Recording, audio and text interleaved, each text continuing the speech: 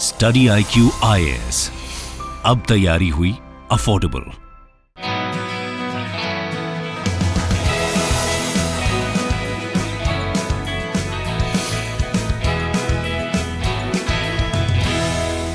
नमस्कार दोस्तों, स्वागत है आप सभी का स्टडी IQ में। मैं हूं आपका दोस्त राहुल साइगांवकर। आज हम लोग एक बहुत ही दिलचस्प और बहुत ही जरूरी विषय पर चर्चा करने वाले हैं। एग्जाम के दृष्टिकोण से this is a very important discussion for all of you, और ये एक सजेस्टिव डिस्कशन होने वाला है, यानी कि हम लोग यहाँ पे कुछ मेजर्स रिफॉर्म सजेस्ट करने वाले हैं। और ये हमारी डिस्कशन होने वाली है from the perspective of civil services reforms और ऑल इंडिया सर्विसेज रिफॉर्म्स। यहाँ पे एक स्टेटमेंट दिया गया, Why Agnipath scheme needs to be extended to all India services. आप जानते हैं कि अग्निपथ फॉर अग्निवीर और the tour of duty has already been notified by the government. ये आर्मी के रिक्रूटमेंट के दृष्टिकोण से, यानी कि मिलिट्री रिक्रूटमेंट के लिए एक स्कीम आया था, जहां पे शॉर्ट टर्म रिक्रूटमेंट होगी सोल्जर्स की एज अग्निवीर्स। तो क्या इसी तरह की या फिर similar to Agnipath is there a need of a scheme for reforms in all India services? इसके ऊपर हम लोग चर्चा करने वाले हैं। ये डिस्कशन आपके लिए बहुत जरूरी रहेगा अगर आप सिविल यूपीएससी सिविल सर्विसेज की तैयारी कर रहे हैं। देखिए, सिविल सर्विसेज में पेपर 4 में there is already ethics, integrity and aptitude, जिसपे सिविल सर्विसेज रिफॉर्म से जुड़े हुए सवाल आते हैं। जीएस पेपर 2 में आपको सिविल सर्विसेज रिफॉर्म्स के ऊपर सवाल आ सकते हैं। अगर आपका optional political science and international relations है तो आपके लिए बहुत जरूरी सवाल रहेगा। Political science and international relations के पेपर 1 के पार्ट बी में इंडियन गवर्नमेंट एंड पॉलिटिक्स से जुड़े हुए सवाल आते हैं, जहां पे again civil services is a very important topic.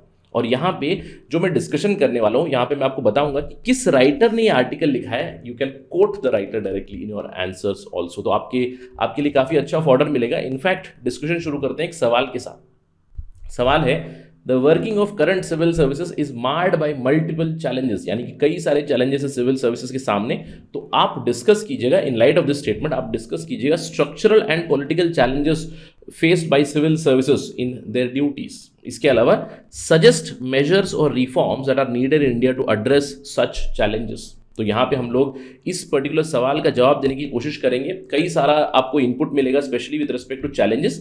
और यहाँ पे जो मेजर या रिफॉर्म है, यहाँ पे मैं एक रिफॉर्म की बात करूंगा। ये एक सजेशन है by a very renowned former DGP. तो इन्होंने बताया है कि अग्निपथ एक स्कीम, अग्निपथ जो मिलिट्री के लिए स्कीम हम लोगों ने ऑफर की हुई है, नोटिफिकेशन जो आया सरकार का, क्या उसी तरह की एक स्कीम हम लोग एक्सटेंड कर सकते हैं to all India services also, that is civil services, कि हम लोग चैलेंजेस को एड्रेस करें। तो इसी लाइन पे हमारा डिस्कशन होगा, यही हमारा एजेंडा रहेगा। ये सारी इन्फॉर्मेशन लेने के लिए आप मेरे साथ बने रहिए on study IQ till the very and.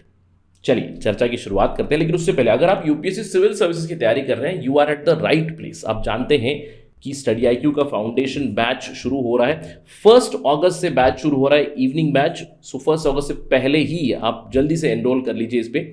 Study IQ का उद्देश्य है कि हम लोग आप तक क्वालिटी एजुकेशन ले आए एट अफोर्डेबल प्राइसेस। ये पूरा कोर्स आपको मिलेगा। इस कोर्स में आपको प्रीलिम्स की टेस्ट सीरीज भी इंक्लूडेड है। You will get it for 18,999 only. लेकिन आपको बस एक काम करना है, you have to use the code Rahul live, RAHUL live, without any spaces. हमारे इस पर्टिकुलर कोर्स में आपकी लाइव क्लासेस चलेंगी। 10 महीने आपका शेड्यूल बना हुआ है।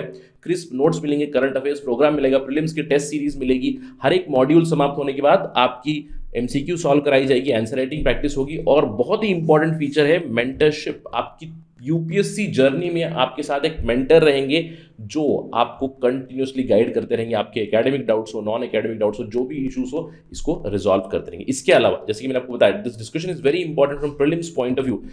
इसके अलावा जैसे कि मैंने आपको बताया, this discussion is very important from political science perspective. हमारा political science and international relations का ऑप्शनल भी शुरू हो रहा है। ये प्रोग्राम में आपकी जीएस की मदद मिलेगी। आप हमारे पॉलिटिकल साइंस प्रोग्राम में भी एनरोल कर सकते हो, वहां पे भी आप कोड इस्तेमाल कर सकते हो राहुल लाइव। 18 अगस्त से PSIR का ऑप्शनल शुरू हो रहा है। Do enrol for that also as soon as possible. चलिए चर्चा की शुरुआत करते हैं। जैसे कि मैंने आपको बताया, आर्मी ने नोटिफाई किया है अग्निपथ स्कीम। ये पिछले महीने की बात है। आई एम क्वाइट श्योर कि आप सभी ने सुना है Agnipath for Agniveer scheme, tour of duty scheme, जिसके ऊपर काफी विवाद भी हुआ था, प्रोटेस्ट भी हुआ था। अल्टीमेटली नोटिफिकेशन आया, अभी रिक्रूटमेंट शुरू हो चुका है। आप जानते हैं कि अग्निपथ एक रैडिकल रिफॉर्म है, एक नया आइडिया है, जहां पे अग्निपथ फॉर अग्निवीर सेलेक्ट किए जाएंगे। 4 साल का एक सर्विस ड्यूरेशन रहेगा। यंग जो लोग हैं, यूथ जो है, उन्हें रिक्रूट किया जाएगा और 4 साल के लिए वो ड्यूटी में रहेंगे in the military services, air force हो, आर्मी हो, नेवी हो, यहाँ पे। और उन्हें 4 साल के लिए decent package, first year package would be 4.76 lakh rupees, और जो बढ़ता जाएगा धीरे धीरे 4 सालों तक। और 4 सालों बाद क्योंकि सर्विस खत्म हो रही है, काफ़ी यंग एज पे सर्विस खत्म होगी, तो वहाँ पे उन्हें एक सेवा निधि पैकेज भी मिलेगा, ऑलमोस्ट 12.25 लाख रुपए का सेवा निधि पैकेज मिलेगा, टैक्स फ्री ये पैकेज रहेगा। और जब इनकी सर्विस खत्म हो जाएगी इसके बाद they would also get a lot of job opportunities. सालाना 46,000 अग्निवीर रिक्रूट होंगे, इस तरह की स्कीम है, नोटिफाई ऑलरेडी हो चुकी। ये बहुत ही एक रेडिकल रिफॉर्म आया मिलिट्री में। अब क्या इसी तरह के एक रिफॉर्म की, I am not telling exactly Agnipath scheme, but the big question here is there a need of Agnipath for Agniveer like scheme for all India services और for civil services in general? क्या इस तरह की एक स्कीम की जरूरत है? अब अगर हम लोग यस कहें, इसका मतलब है कुछ प्रॉब्लम्स होनी चाहिए, क्योंकि इसीलिए हम लोग इस तरह के रैडिकल या फिर एक इनोवेटिव रिफॉर्म की बात कर रहे हैं। Why? Because there are a lot of challenges which are plaguing the current civil services, I can say current all India services and civil services. अब प्रॉब्लम्स क्या है? सबसे बड़ी प्रॉब्लम है एटीट्यूड की, कॉलोनियल एटीट्यूड या फिर कॉलोनियल हैंगओवर हम लोग कहते हैं। सिविल सर्विसेज में, स्पेशली ऑल इंडिया सर्विसेज में बहुत ज़्यादा है, क्योंकि देखिए ब्रिटिश टाइम में it was only IAS and IPS, उसके बाद इंडियन फॉरेस्ट सर्विस भी आ चुका है जो ऑल इंडिया सर्विसेज का भाग बन चुका है। लेकिन ब्रिटिश तो जा चुके हैं, लेकिन ब्रिटिश का एटीट्यूड अभी भी है सिविल सर्विसेज में। ब्रिटिश के टाइम पे देयर वाज अ डिस्कनेक्ट। जो भी सिविल सर्विसेज थे उस समय पे इंपीरियल सिविल सर्विसेज थे, तो इंपीरियल सिविल सर्विसेज के जो लोग थे IAS IPS, they considered themselves elite, वो खुद को एलीट समझते थे। जनता से उनका एक डिस्कनेक्ट था, और कहीं ना कहीं ये आज भी होता है, ऑल्दो 21st सेंचुरी में काफ़ी कम होता है, लेकिन अभी भी हम लोग कह सकते हैं कॉलोनियल एटीट्यूड और colonial hangover is still there in civil services. इसके अलावा स्टेटस कोइस्ट मेंटालिटी है। स्टेटस को मतलब जो चीज़ें चल रही हैं वही चीज़ें चलनी चाहिए। अब इसका क्लासिक उदाहरण हम लोग बता सकते हैं, कितनी देर हुई इंडिया में पंचायती राज सिस्टम आने में? क्यों? क्योंकि पंचायती राज सिस्टम में दोनों तरफा स्टेटस को मेंटालिटी था, पॉलिटिशियंस का भी और ब्यूरोक्रेट्स का भी। क्यों? क्योंकि ब्यूरोक्रेट्स को भी पावर शेयर करना पड़ेगा, यानी कि लोकल लेवल पे ग्राम पंचायत की भी सुननी पड़ेगी। इसीलिए स्टेटस को इस मेंटालिटी, जो चीज़ें चल रही हैं वो चीज़ें चलते रहेगा, हमारे पास पावर रहे, इस तरह की मेंटालिटी भी है। This is also a structural problem. इसके अलावा रूल बुक ब्यूरोक्रेसी चलती है इंडिया में। रूल बुक ब्यूरोक्रेसी मतलब एक बार मैं ऑल इंडिया सर्विस में चला गया, एक बार मैं सिविल सर्विस में चला गया, तो मैं केवल रूल्स फॉलो करूंगा, कुछ इनोवेशन करने की जरूरत नहीं है, क्योंकि अगर मैं सिंपली ड्यूटी पे भी रहूंगा तो मेरा प्रमोशन तो हो ही रहा है। इस रूल बुक ब्यूरोक्रेसी के कारण कोई इनोवेशन नहीं होता है, कोई बदलाव नहीं होता है। This is also a problem. और इसी चीज के कारण टॉप हैवी ब्यूरोक्रेसी भी आ चुकी है। टॉप हैवी ब्यूरोक्रेसी मतलब देखिए, आपके डिफॉल्ट प्रमोशंस होते हैं, there is no incentive to perform. Performance की कोई इंसेंटिव नहीं है। 5 साल बाद प्रमोशन हो रहा है, 10 साल बाद प्रमोशन हो रहा है। जैसे जैसे प्रमोशन हो जाएगा, अगर समझ लीजिए आप 25 की उम्र पे सिविल सर्विस में जा चुके हो, तो आपकी 35 ईयर्स की सर्विस रहेगी, अप्रॉक्सीमेटली 35 सालों में आप टॉप लेवल पे पहुंच जाओगे। तो डिफॉल्ट प्रमोशन तो होते ही रहेंगे, without any innovation, without any zeal to perform, you will automatically get promotion, and that is how top heavy bureaucracy बन जाती है। इनफैक्ट अगर हम लोग यहाँ पे उदाहरण देखिए यूपी का, अगर आप यूपी में काउंट करोगे कितने डीजीपी है, कितने एडिशनल डीजीपी है, कितने एडिशनल चीफ सेक्रेटरीज है, उसी नंबर से आपको पता चलेगा कितना ज़्यादा टॉप हैवी ब्यूरोक्रेसी है, not just in UP but many other states. इसके अलावा जो ऑफिसर्स है, जो काम करना चाहते हैं, जो इनोवेट करना चाहते हैं, जो सिविल सर्विस करना चाहते हैं, वहाँ पे भी पॉलिटिकल इंटरफेरेंस काफ़ी ज़्यादा होता है। क्योंकि जो बदलाव लाना चाहते हैं, सिस्टम में बदलाव लाना चाहते हैं, तो वहाँ पे पॉलिटिकल इंटरफेरेंस हो जाती है कि भैया ट्रांसफर हो गया, सस्पेंशन हो गया। तो ये सारी प्रॉब्लम्स है। कई सारे ऑनेस्ट ऑफिसर्स का हम लोग यहाँ पे उदाहरण दे सकते हैं, political interference and transfers, Ashok Khemka, there are many other officers we can name.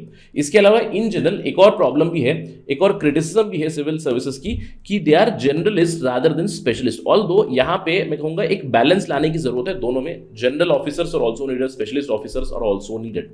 इसके अलावा सिविल सर्विसेज में एक बहुत बड़ी प्रॉब्लम है करप्शन की। अब देखिए करप्शन क्यों?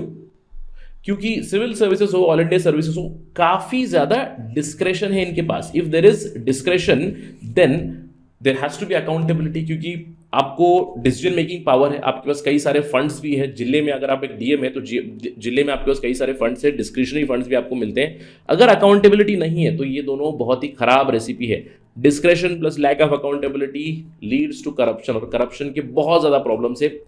अभी तो सोशल मीडिया की एज में आपने बहुत सारे उदाहरण देखे होंगे, किसी आईएएस ऑफिसर के घर में आपको 20 करोड़ रुपए मिल गए, कहीं पे आपको 2 किलो सोना मिल गया। बहुत सारे उदाहरण हम लोग देख रहे हैं। Corruption is a problem here. So all these structural and political issues are running in civil services, are running in all India services. अब इसी के चलते एक सुझाव आया है, a suggestion from Prakash Singh, yes the same Prakash Singh, आपने इनका नाम जरूर सुना होगा, Prakash Singh versus Union of India case 2006।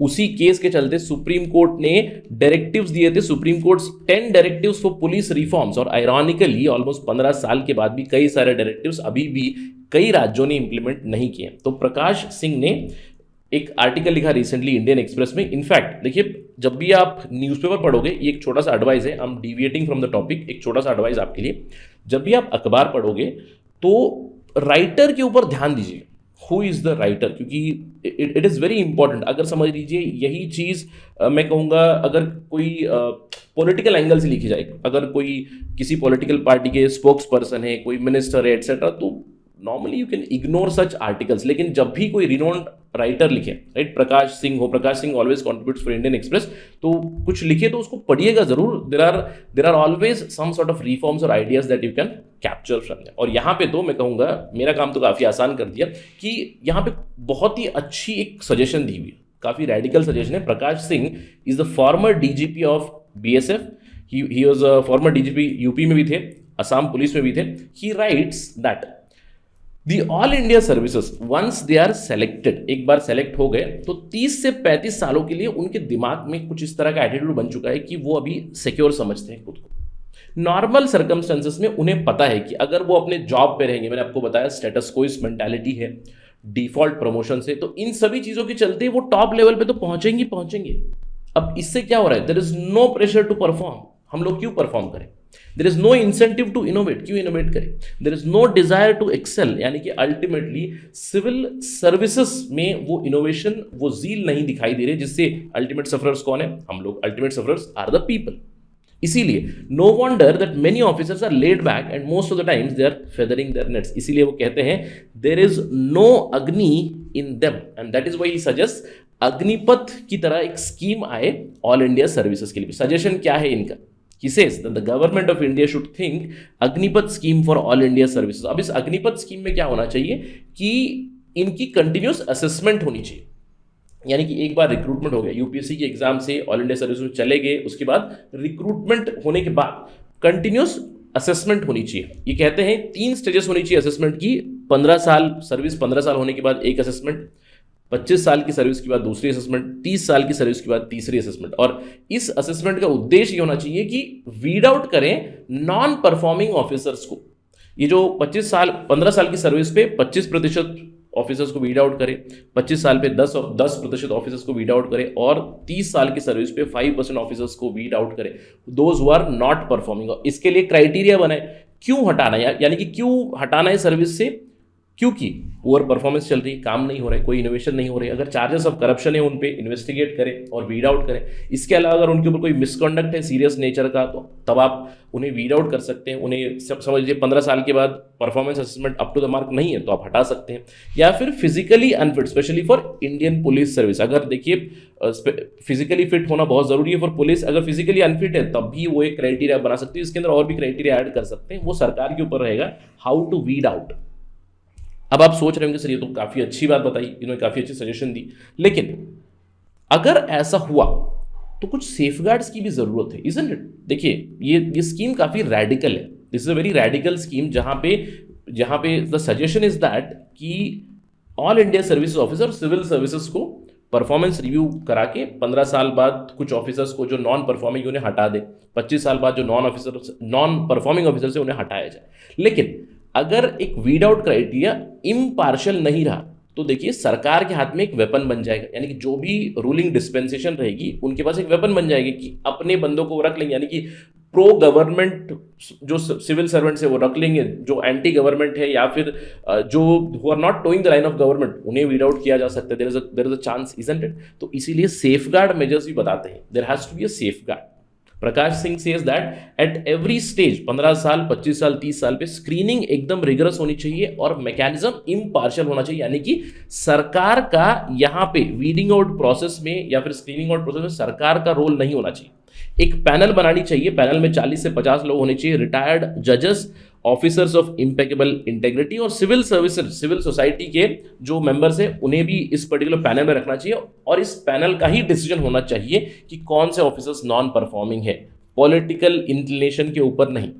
साथ ही साथ इंश्योर किया जाए कि अगर किसी ऑफिसर के ऊपर वो ऑफिसर अगर पॉलिटिक्स के विक्टिम है, क्योंकि बहुत बार ऐसा होता है कि पॉलिटिकल केसेस आ जाती है, पॉलिटिकल कंप्लेंट्स आ जाती है, पॉलिटिकल करप्शन चार्जेस लगाए जाते हैं ऑफिसर के ऊपर, if they are not toeing the line, तो they are not victimize for that. ये इंश्योर करना चाहिए क्योंकि ऑफिसर के पास भी एक ट्राइब्यूनल को अप्रोच करने का पावर देना चाहिए। इसी से हम लोग ट्राइब्यूनल बना सकते हैं, जैसे कि एक एपेलेट पैनल या फिर एपेलेट ट्राइब्यूनल बना सकते हैं, जहां पे वो उनकी परफॉर्मेंस असेसमेंट को चैलेंज कर सकते हैं, उनकी डिसमिसल को चैलेंज कर सकते हैं। और यहाँ पे ही सजेस्ट्स दी हैंडशेक्स, यानी कि copper handshake, silver handshake, golden handshake, right.